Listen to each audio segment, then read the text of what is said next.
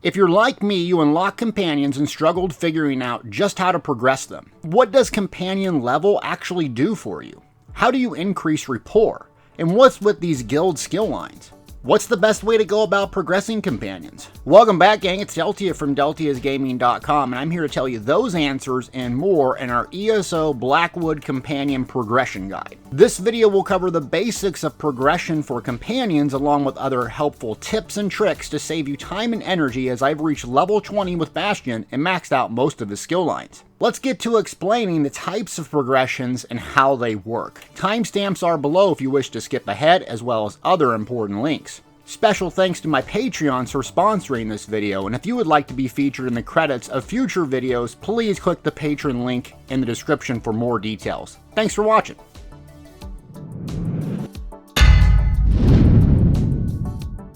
Think of companion progression as threefold: overall level, or combat level 1 to 20, skills such as weapon, armor, guild, etc., and rapport, or their affection towards you. Level, or as ESO calls it, combat level of companions ranges from level 1 to 20. The basic premise is simple. While your companion is out, you earn XP for fighting, killing monsters, completing overland world bosses, dolmens, dungeons, etc. When you earn experience, you'll see the notification just like you would as a player in the loot stream. Great, Deltia, we already know this, so what's the deal? So it might be obvious to you about XP modifiers or boost, but they will apply not only to you, but to your companion when earning XP. So if you're not aware of these, some of them are training traits on gear and weapons. You get 10% for being an ESO Plus member. You get 10% for marrying another player using the Ring of Mara, having it both equipped. And you get 10% for being in a group. Some other experience boosters: literally experience boosting drinks and scrolls, XP boosting events like the New Life and other festivals. Very basic stuff here, but the important thing is this: combat level, or their overall level, is impactful, but it's not the most impactful progression system in my opinion. When companions launch, my goal was to grind them straight away from level 1 to 20, thinking this would help my companion's combat effectiveness the most. Sure, it helped, because leveling from 1 to 20, you're going to increase the number of skills the companion can use, and also granting you an ultimate at the max level of 20. You'll also level class, weapon, and armor specific skill lines, but the caveat is there's no correlation between your companion's level and the gear you can equip. Meaning you can use a purple epic piece of armor, which currently is the max quality in the game, best in slot, best trait at level 20, level 1, or anywhere in between. I think combat level is important, but I don't think it's nearly as important as the guild skill lines, for the reason it does not affect the gear and items you can choose. I hope this is making sense, so looking back on it, I would say priority-wise, I would focus on the guild skill lines, then max out my combat level, not the other way around, which is what I did. So I quickly reached level 20, but I was missing key skills that would make my companion shine in combat. Speaking of key skills, let's talk about that and what I consider the #1 priority for companions.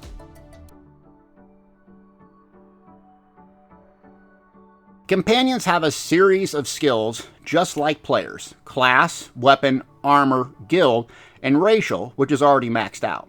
I'm going to jump out and say it. The ones that take the longest and provide the biggest barrier to reaching max are the guilds: mages, fighter, and undaunted, because they require daily quest completions rather than typical progression, which is earned strictly through experience. The other skill lines are what you would typically expect in terms of progression, and you can always hover over the skill line and it'll give you an explanation of the conditions needed to move that skill line to improve it. Class just levels along with your level. Weapons level when you have them equipped. Armor, level them when you have it equipped 5 or more. Expect weapons and armor to hit their max before you reach combat level 20. So a tip in what I did was I switched from tank to healer mid-leveling experience. So I went from sword and shield and heavy armor to resto and light armor. That way when I reach combat level 20, I have a couple skill lines maxed out and I wouldn't have to go back and grind even when my companion was level 20. Guilds all have repeatable dailies, and I have a system for speeding this up. Undaunted Questgiver can be found in your faction's main zone, so Daggerfall Covenant is Stormhaven, and the town is Wayrest. You'll find Bulgra. I'm sure I screwed that name up.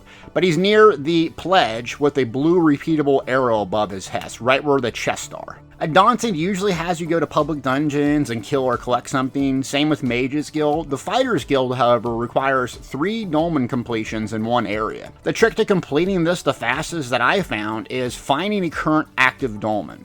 As soon as it's completed, usually another dolmen spawns and becomes active. So if there's 3 dolmens in a zone, all you need to do is find the active one, then way shrine to another and hop around until you find the other active one. Assume there's always 1 dolmen active at a time. Okay, so once you've completed the guild quest dailies on your character, you have a couple different options. You can either hop to another character and continue, or the better option is to group with other people.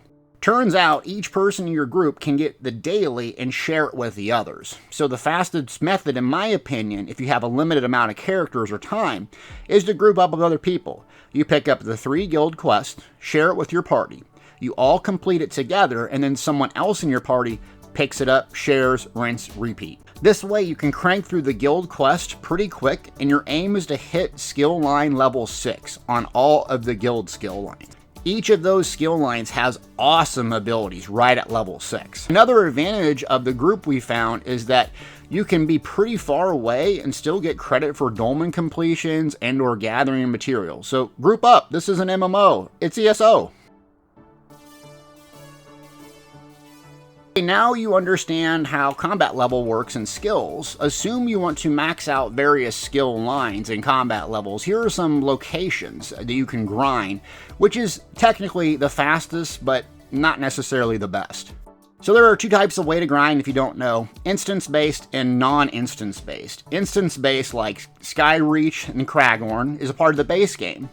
Black Rose Prison, normal mode, is in Murkmire, requiring a DLC. Instance base has an advantage because only you or your group can enter, and no one can take the mobs and experience from you. Remember, anything beyond 2 players, you'll receive less experience. And we've tested 2 players with 2 companions out, does not lower the experience at all. Zones, or non-instance base, are plentiful. In every single overland zone, there's great grind spots. The downside, they're usually overrun with people grinding just like you. And the more people around, the less mobs, the less experience per hour. Some popular ones that I like to use, one is in Eastmarch, a couple different ones in Alakir Desert, and Green Shade has a really good one that allows you to kill zombies and progress your character-specific fighters guild. And even there's a top secret one in Cyrodiil that's very good as well. Rapport System is the last one, and this system is essentially companions' likes and dislikes. You'll want to work on increasing this for various non-combat perks, including housing. In my experience, this doesn't really affect your combat proficiency. It's more or less the story elements, though it's quite fun to do this. So for my early experience, this one takes quite a long time to increase, unless you specifically focus on it. Remember, your companion will need to be active for the specific quest that boosts this, like Bastion with Mage's Guild, turn-ins, or if you kill snakes with Miri, and so on. And if you continue to increase this, you'll eventually unlock a personal side quest that gives a flood of rapport. So for Bastion, disapproval, anything thievery or killing friendly NPCs. Also using Blade of Woe on friendly NPCs. Also looting thieves trolls or killing friendly NPCs. So just don't be a bad person, Bastion won't like it. Approval, gathering resources, visiting crafting stations, harvesting Sigic portals and rifts. And some achievements with Bastion: visiting Ivea, reading a book from a bookshelf, Mage Guild daily quest. And that's the best way I found to level his rapport, is through the Mage's Guild daily quest. You're going to have to crank these out, leveling them up anyways, so you might as well do that. Also consider bringing him out when you're visiting crafting stations, doing your crafting rifts. This one will level a lot faster. Miri's disapproval, engaging a friendly NPC in combat and killing them, using Blade of Woe on a friendly NPC, collecting flying insects, which I found the hard way. Approval, antiquity excavating, reading a book, looking for Sigic portals, killing goblins. Achievements: visiting a Daedric Delve or public dungeon, Fighters Guild daily quest, crafting an alcoholic beverage. So, basic stuff here, but when I'm doing my digging, my mythics, collecting, you want to have Miri out. If you're turning in Fighters Guild daily quest, you want to have Miri out. So you actually could swap between the two different companions as you turn those quests in. But again, this is more of a story element, non-combat related, still something very good to focus on. Looking back on this, my experience with companions so far, I would have completely changed how I went about progressing them. Number one, I would unlock the companions. I would get one and work on them specifically. Bastion is my best fit as I've been playing it lately. I would actually go to Leyawiin in the Iron Arm and Fine Garment store, and I would pick up 3 sets of armor and 3 weapons. That way you can level them all up, just like a player. So you swap in light and arresto for, let's say, medium and daggers, and then obviously sword and shield and heavy. So while you're leveling your combat level, you want to continue to level those skill lines so you don't have to go back when you've already hit level 20 with your companion and sit there and grind these skill lines up.